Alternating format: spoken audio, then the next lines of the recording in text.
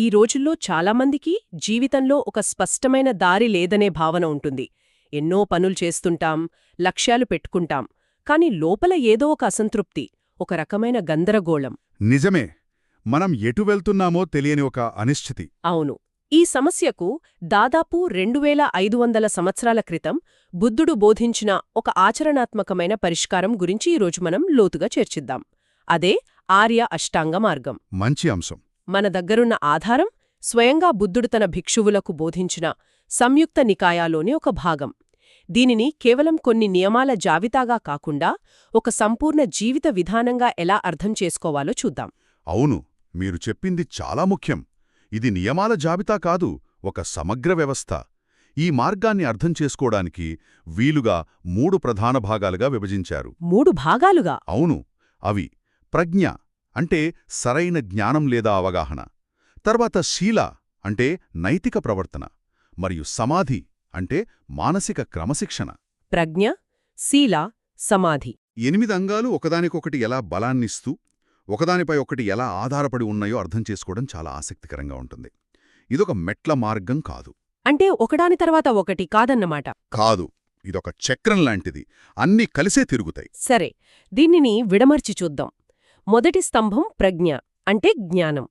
ఇందులో మొదటి అంగం సమ్యక్ దృష్టి లేదా సరైన అవగాహన. అసలు ప్రయాణం మొదలుపెట్టడానికే సరైన అవగాహన ఎందుకు అంత ముఖ్యం? మంచి పనులు చేయడం, మంచిగా మాట్లాడటం వంటి వాటితో మొదలుపెట్టచ్చు కదా? మంచి ప్రశ్న.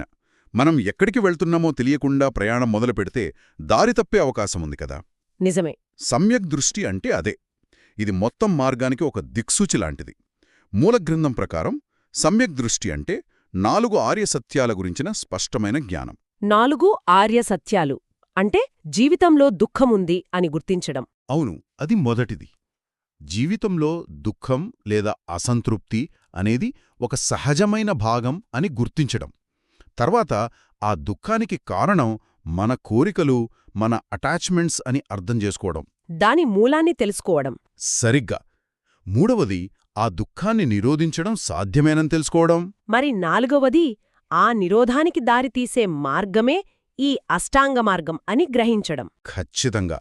ఈ ప్రాథమిక అవగాహన లేకుండా మనం చేసే ఏ ప్రయత్నమైనా గుడ్డిగా చేసినట్టే అవుతుంది. అంటే ముందు సమస్య ఏమిటో స్పష్టంగా తెలిస్తేనే పరిష్కారం వైపు సరిగ్గా అడుగులు వేయగలం అన్నమాట. అర్థమైంది. ఇక ప్రజ్ఞలో 2వ భాగం సమ్యక్ సంకల్పం లేదా సరైన ఉద్దేశ్యం. అవును, సరైన సంకల్పం. కేవలం మంచి ఆలోచనలు చేయడానికి దీనికి తేడా ఏమిటి? ఇది అంతకంటే లోతైనదిగా అనిపిస్తోంది. చాలా లోతైనది. సమ్యక్ సంకల్పం అంటే మన ఆలోచనల వెనుక ఉన్న ఉద్దేశ్యాలను శుద్ధి చేసుకోవడం. ఇది కేవలం పాజిటివ్ థింకింగ్ కాదు. మూలగ్రంథం దీనిని 3 భాగాలుగా వివరిస్తుంది. అవేమిటి? అట్లా వస్తువుల పట్ల ఉన్న వ్యామోహాన్ని, ఆ పట్టును వదులుకోవాలనే బలమైన ఉద్దేశ్యం. అంటే త్యాగబుద్ధి. ఒక రకంగా అవును. రెండవది అవ్యాపాద సంకల్పం. అంటే ఇతరుల పట్ల ద్వేషం, కోపం, అసూయ వంటి భావాలను విడిచిపెట్టి వారి పట్ల మైత్రిని, స్నేహభావాన్ని పెంచుకోవాలనే సంకల్పం. మూడవది అవిహింసా సంకల్పం. అంటే ఏ జీవికి మాటల ద్వారా గాని చేతల ద్వారా గాని హాని చేయకూడదనే కరుణతో కూడిన ఉద్దేశ్యం. ఇక్కడే జ్ఞానం అనేది కేవలం ఒక ఆలోచనగా మిగిలిపోకుండా ఆచరణగా మారడానికి పునాది పడుతుంది. సరిగ్గా చెప్పారు. అంటే సరైన ఉద్దేశ్యాలు మనసులో ఏర్పడిన తర్వాత సహజంగానే మన చర్యలు, మాటలు కూడా మారాలి కదా. మారాలి. ఆ మార్పు గురించే 2వ స్తంభమైన శీల మాట్లాడుతుందనుకుంటాను. ఇందులో మొదటిది మన మాటలకు సంబంధించిన సమ్యక్ వాక్కు లేదా సరైన మాట. ఖచ్చితంగా. మన ఉద్దేశ్యాలు మన మాటల్లోనే మొదటగా వ్యక్తమవుతాయి. సమ్యక్ వాక్కు అంటే కేవలం అబద్ధాలు చెప్పకపోవడం మాత్రమే కాదు. దానికంటే విస్తృతమైనదా? చాలా. మూలగ్రంథం 4 అంశాలను నొక్కి చెబుతోంది. 1 అసత్యానికి దూరంగా ఉండడం. 2 చాడీలి చెప్పడం అంటే ఇతరుల మధ్య విభేదాలు సృష్టించే మాటలకు దూరంగా ఉండటం. ఒకరి గురించి మరొకరితో చెడుగా మాట్లాడి వారి సంబంధాలను పాడు చెయ్యకపోవటం. అవును. 3 కఠినమైన, పరుషమైన మాటలు మాట్లాడకుండా ఉండటం. ఇతరులను బాధపెట్టే మాటలకు దూరంగా ఉండటం. ఇక 4వది వృధా ప్రసంగాలు అంటే అనవసరమైన, ప్రయోజనం లేని కబుర్లకు దూరంగా ఉండటం. దీని లక్ష్యం మన సంభాషణలో సత్యం, ఐక్యత, దయ మరియు ప్రయోజనం ఉండేలా చూడటం.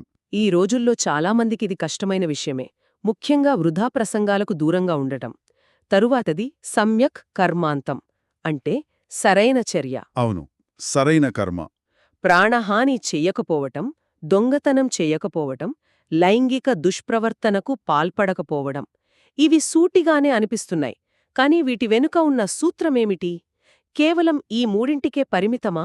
ఇవి ప్రధానమైన స్తంభాలు, కాని వీటి వెనుక ఉన్న అసలైన సూత్రం అవిహింస మరియు కరుణ. ప్రాణహానికి దూరంగా ఉండటమంటే కేవలం మనుషులను చంపకపోవడం కాదు. అంటే ఏ జీవికి హాని తలపెట్టకుండా ఉండటం. అదే ఆ విస్తృత భావం. అలాగే ఇవ్వని దానిని తీసుకోకపోవడం అంటే కేవలం దొంగతనం మాత్రమే కాదు, ఇతరుల వస్తువులను వారి అనుమతి లేకుండా వాడుకోకపోవడం, మోసం చేయకపోవడం కూడా. అర్థమైంది. ఇక లైంగిక దుష్ప్రవృత్తికి దూరంగా ఉండటం అంటే ఇతరులకు శారీరకంగా లేదా మానసికంగా హాని కలిగించే సంబంధాలకు దూరంగా ఉండటం.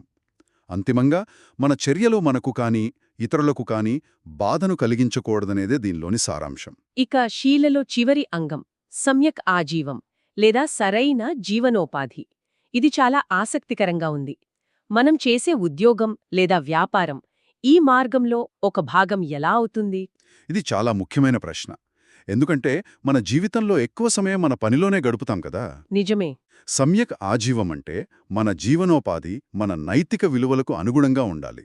మూలగ్రంథంలో ఒక ఆర్య శిష్యుడు తప్పుడు జీవన విధానాన్ని విడిచిపెట్టి సరైన జీవనోపాధితో తన జీవితాన్ని గడుపుతాడు అని స్పష్టంగా ఉంది. అంటే మన పని ఇతరులకు హాని కలిగించకూడదా? ప్రత్యక్షంగా గాని పరోక్షంగా గాని హాని కలిగించకూడదు.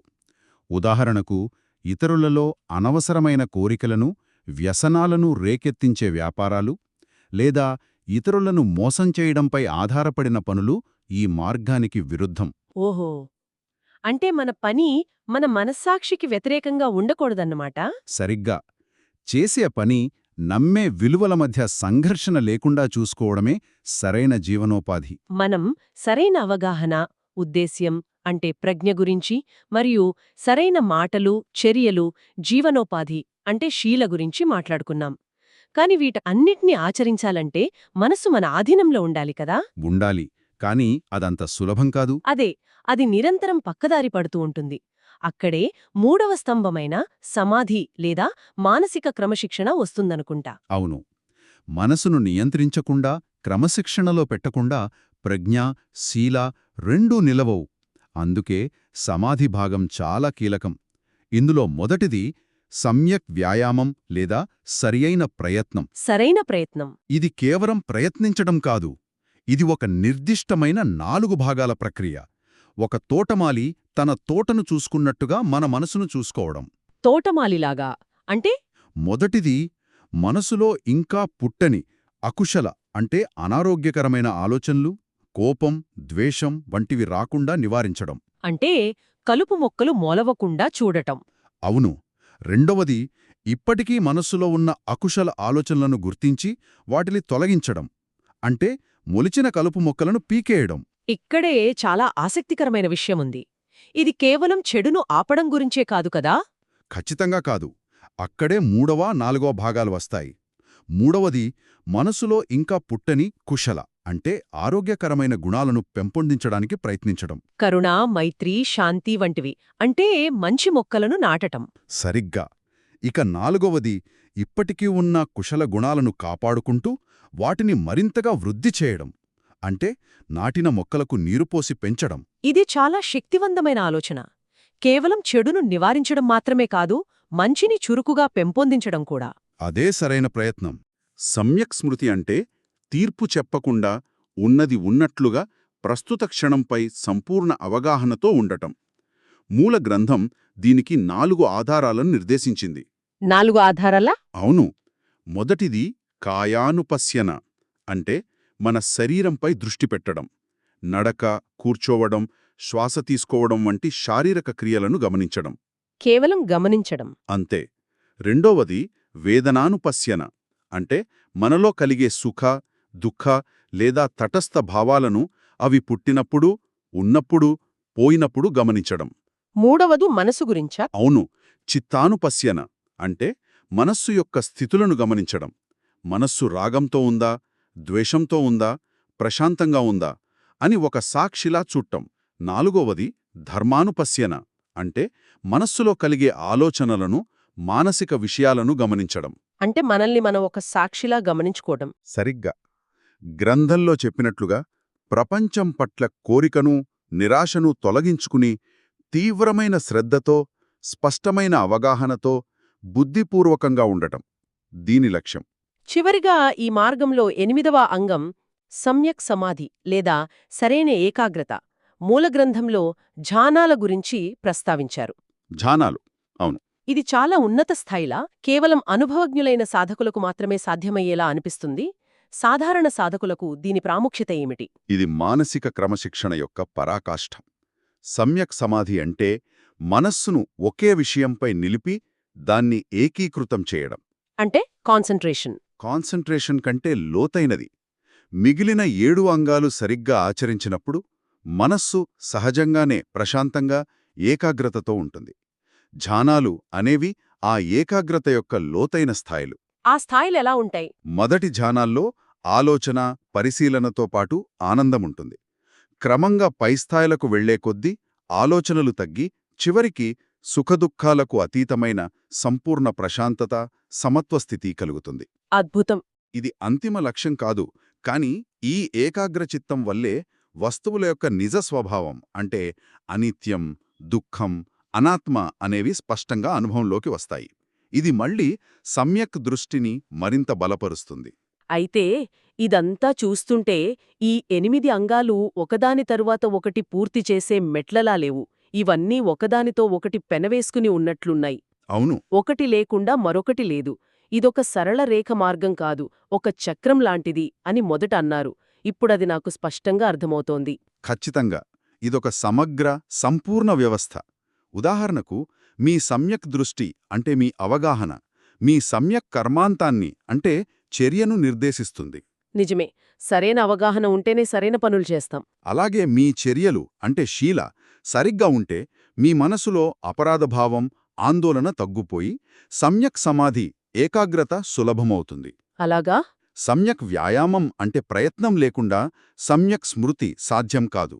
బుద్ధిపూర్వకత లేకుండా విషయాల నిజ స్వభావం అర్థం కాదు. అంటే సమ్యక్ దృష్టి బలపడదు. చూశారా? అన్నీ ఒకదానికొకటి మద్దతు ఇస్తూ ఒకదానినొకటి బలపరుస్తాయి. అవును, జ్ఞానం, నైతికత, మానసిక క్రమశిక్షణ వేర్వేరు కాదు, అవి కలిసి ప్రయాణిస్తాయి. ఆయా అష్టాంగ మార్గంపై ఈ లోతైన చర్చను ముగించే ముందు వినేవారి కోసం మీ తుది ఆలోచన ఏమిటి? మనం సమ్యక్ వ్యాయామం గురించి మాట్లాడుకున్నప్పుడు ఒక విషయం గమనించాం. అది కేవలం ప్రతికూలతను తొలగించడం మాత్రమే కాదు, సానుకూలతను చురుకుగా పెంపొందించే ప్రక్రియ అని. అవును. ఇది మనకొక ముఖ్యమైన ప్రశ్నను గుర్తుచేస్తుంది. మన దైనందిన జీవితంలో మనం ఎక్కువ శక్తిని అనారోగ్యకరమైన ఆలోచనలను, అలవాట్లను నివారించడానికి, వాటితో పోరాటటానికి ఖర్చు చేస్తున్నామా? లేక కరుణ, మైత్రి, క్షమ, శాంతి వంటి ఆరోగ్యకరమైన గుణాలను చురుకుగా సృష్టించి పోషించడానికి ఖర్చు చేస్తున్నామా? ఈ మార్గం సమతుల్యతను సూచిస్తుంది. కాని రెండవదానిలోనే, అంటే మంచిని పెంపొందించడంలోనే నిజమైన పరివర్తన దాగి ఉంది. మన మానసిక తోటలో కేవలం కలుపు మొక్కలను పీకేయడంపైనే దృష్టి పెడుతున్నామా, లేక అందమైన పూల మొక్కలను నాటి వాటికి నీరు పోస్తున్నామా? సరిగ్గా అదే. ఇది మనం ఆలోచించుకోవాల్సిన విషయం.